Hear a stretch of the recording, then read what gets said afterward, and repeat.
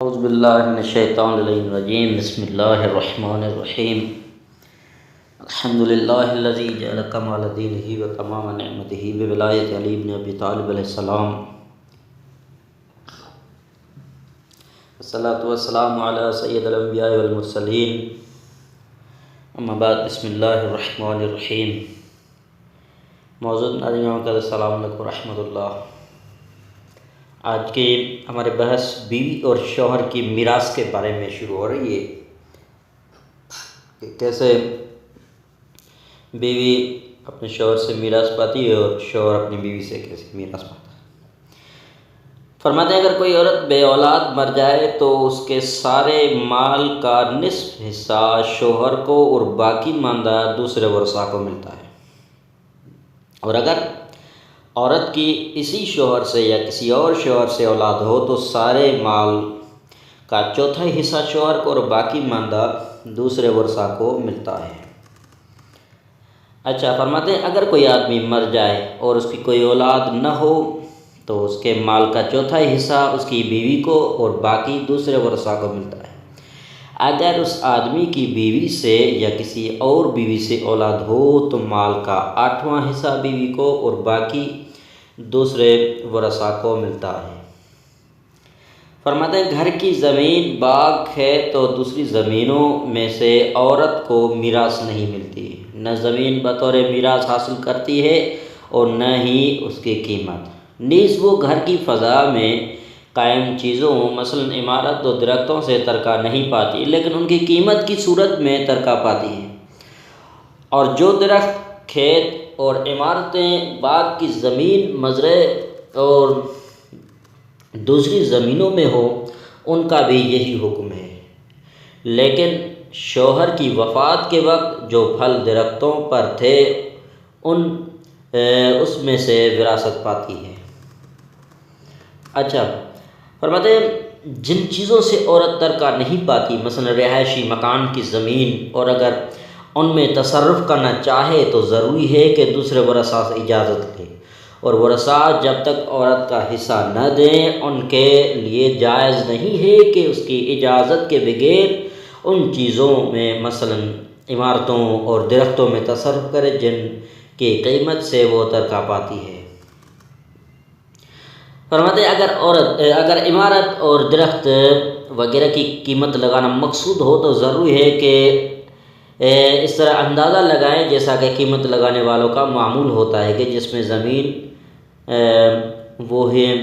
اس کی خصوصیات کو پیش نظر رکھیں، بغیر ان کا حساب کریں کہ ان کی کتنی قیمت ہے، نہ کہ انہیں زمین سے اکھڑے ہوئے فرض کر کے ان کی قیمت لگائیں، اور نہ ہی ان کی قیمت کا حساب اس طرح کرے کہ اگر وہ بغیر کرائے کے اس زمین میں اسی حالت میں باقی رہیں تو اس کی کیا قیمت ہوگی۔ نہروں کا پانی بہنے کی جگہ اور اسی طرح کی دوسری جگہ زمین کا حکم رکھتی ہے، اور اینٹیں اور دوسری چیزیں جو اس میں لگائی گئی ہوں وہ عمارت کے حکم میں، البتہ خود پانی سے وراثت پاتی ہے۔ اگر متوفی کی ایک سے زیادہ بیویاں ہوں لیکن کوئی اولاد نہ ہو تو مال کا چوتھائی حصہ، اور اگر اولاد ہو تو مال کا 8واں حصہ اس تفصیل کے مطابق جس کا بیان ہو چکا ہے سب بیویوں میں مساوی طور پر تقسیم ہوتا ہے، خواہ شوہر نے ان سب کے ساتھ یا ان میں سے بعض کے ساتھ ہم بستری نہ بھی کی ہو، لیکن اگر اس نے ایسے مرض کی حالت میں جس مرض سے اس کی موت واقع ہوئی ہے کسی عورت سے نکاح کیا اور اسے ہم بستری نہ کی ہو تو وہ عورت اسے ترکہ نہیں پاتی اور مہر کا حق بھی نہیں رکھتی۔ فرماتے ہیں اگر کوئی عورت مرض کی حالت میں کسی مرد سے شادی کرے اور اسی مرض میں مر جائے تو خواہ مرد نے اس سے ہم بستری نہ بھی کی ہو وہ اس کے ترکے میں حصے دار ہے۔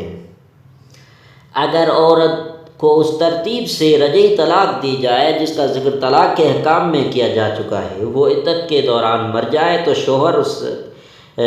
سے ترکہ پاتا ہے۔ اسی طرح اگر شوہر اس عدت کے دوران فوت ہو جائے تو بیوی اس سے ترکہ پاتی ہے، لیکن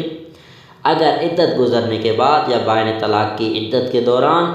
ان میں سے کوئی ایک مر جائے تو دوسرا اس سے ترکہ نہیں پاتا۔ فرماتے اگر شوہر مرض کی حالت میں اپنی بیوی کو طلاق دے دے اور 12 قمری مہینے گزرنے سے پہلے مر جائے تو عورت 3 شرطیں پوری کرنے پر اس کی میراث سے ترکہ پاتی ہے، خواہ وہ طلاق رجعی ہو یا بائن ہو۔ سب سے پہلی شرط، عورت نے اس مدت میں دوسرا شوہر نے کیا ہو،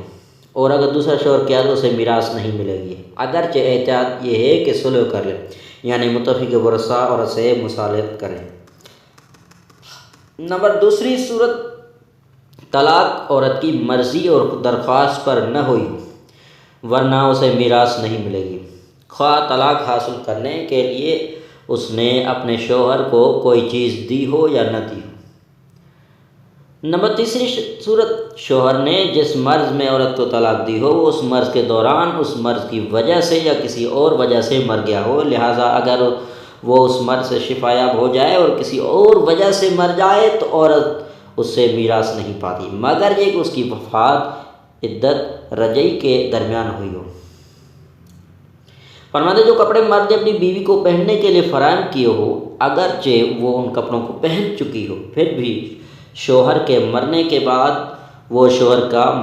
مال کا حصہ ہوں گے، لیکن اگر کپڑے عورت کی ملکیت میں ہوں تو یہ اسی کے ہیں۔ عورت کو یہ